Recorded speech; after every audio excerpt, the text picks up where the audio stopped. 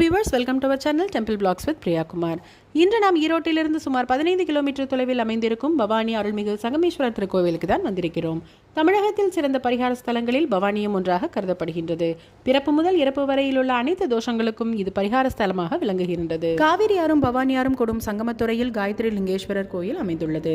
முனிவர் விஸ்வாமித்திரரால் காயத்ரி மந்திரம் சொல்லி பிரதிஷ்டை செய்யப்பட்டதால் இறைவனுக்கு காயத்ரி லிங்கேஸ்வரர் என்று பெயர் காரணம் வந்ததாக கூறுகின்றனர். இத்திருக்கோவிலில் வேதநாயகி அம்மன் சமேத சங்கமேஸ்வரர் சன்னதியும் ஸ்ரீதேவி பூதேவி சமேத ஆதிகேசவ பெருமாள் சன்னதிகளும் தனித்தனியே அமைந்துள்ளது சிறப்பாக கருதப்படுகின்றது. அம்மன் சன்னதிக்கும் ஈஸ்வரன் சன்னதிக்கும் இடையே முருகன் சன்னதி அமைந்துள்ளதால் இத்திருத்தலம் சோமஸ்கந்தர் வடிவமாக கருதப்படுகின்றது. இத்திருக்கோவிலின் முக்கியமான பரிகாரமாக அகார மரணம் அடைந்தவர்களுக்கு பவானியில் நாராயண பலி பூஜை செய்யப்படுகின்றது. நாகதோஷம் உள்ளவர்கள் கல்லில் செய்த நாகரை கொண்டு வந்து ஆற்றின் கரையில் உள்ள விநாயகர் அருகே பிரதிஷ்டை செய்தால் தோஷம் நீங்கும் என்றும், செவ்வாய் தோஷம் உள்ள ஆண்கள் வாழை மரத்துக்கு தாலி கட்டி அதை ஆற்றில் பெண்கள் அரசங்கத்து பூஜை செய்து ஆற்றில் விடுவதையும் வழக்கமாக கொண்டுள்ளனர்.